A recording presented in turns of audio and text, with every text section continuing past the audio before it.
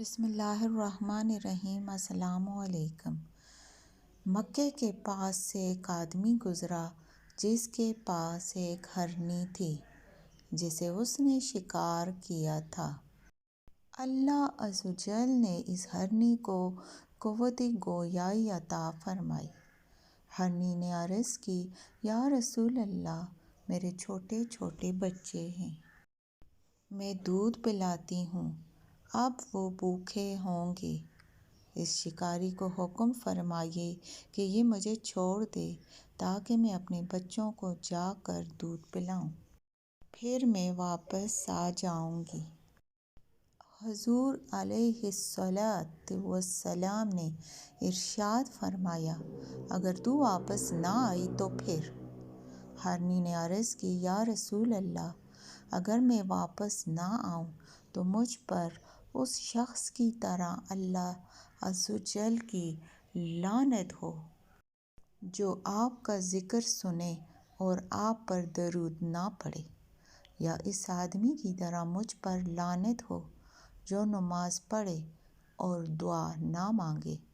حضور پاک نے شکاری کو اسے آزاد کرنے کا حکم دیا اور فرمایا، میں اس کا ضامن ہوں۔ چنانچہ ہرنی دودھ پلا کر واپس آ گئی۔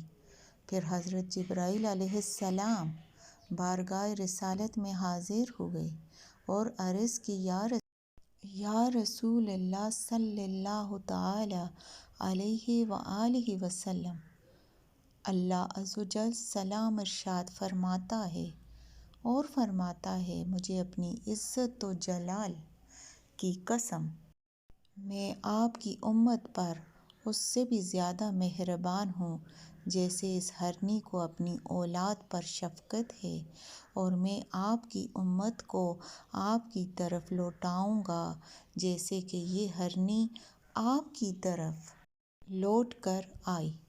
میٹھے میٹھے اسلامی بھائیوں اور بہنوں، دیکھا آپ نے، جو شخص نام پاک سن کر درود پاک نہ پڑھے وہ بخیل ہے اور اللہ عز و جل کی لعنت کا مستحق ہے۔